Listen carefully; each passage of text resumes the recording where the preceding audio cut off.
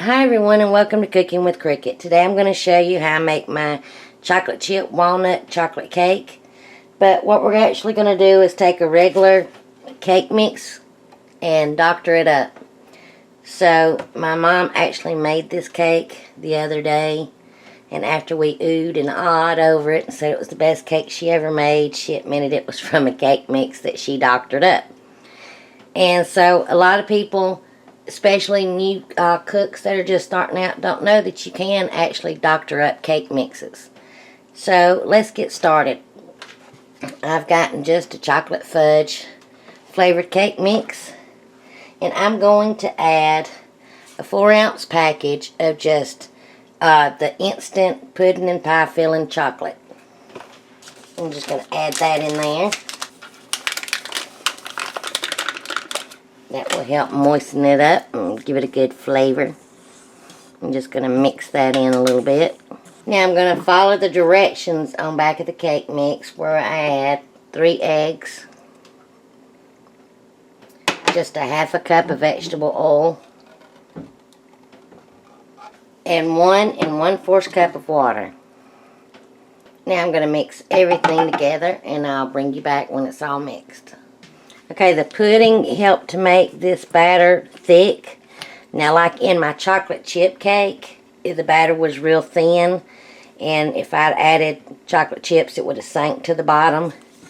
This is pretty thick. Now, you still can take, like, your chocolate chips and stuff and coat them in a little bit of flour before you add them, and that will help them not to sink as bad, but this will be fine. So I'm going to add a heaping half cup of chopped walnuts. I'm going to mix that in to see if I want to add some more. I think that's good. And I'm using the mini semi-sweet chocolate chips. So they're real tiny, and I don't really need to coat these in flour. And I'm going to add just a heaping half cup of those. And give that a good mix.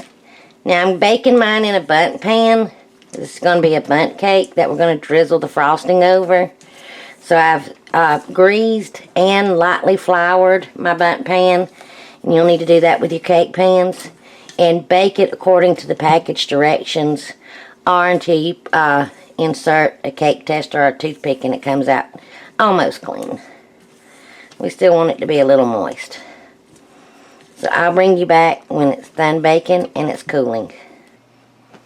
Alright, my bundt cake is done, and I have it on a wire rack cooling. So when it gets cool, we'll be back to frost it and decorate it a little bit. Alright, now it's time to frost our cake, or you could put a glaze on it. These cakes are great to make up for like Halloween. You could do it for Christmas.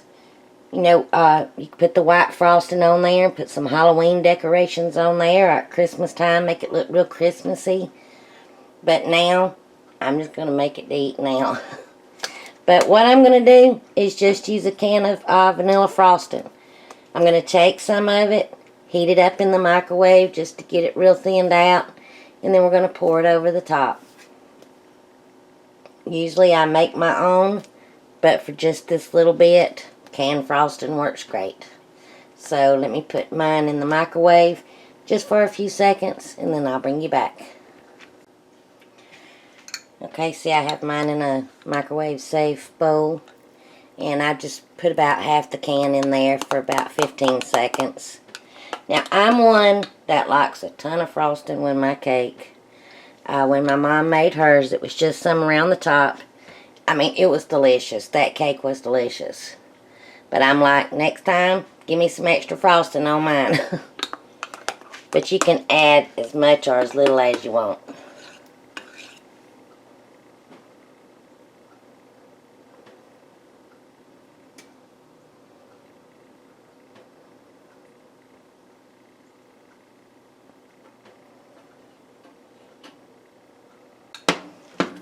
Now, like I said, you can decorate it ever how you want to, or you can leave it just like that.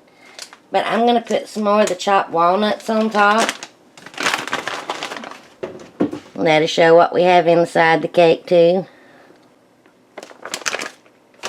And also we can sprinkle some more of the little mini chocolate chips on there.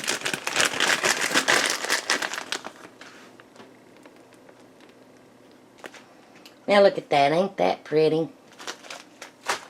And it's going to be good too.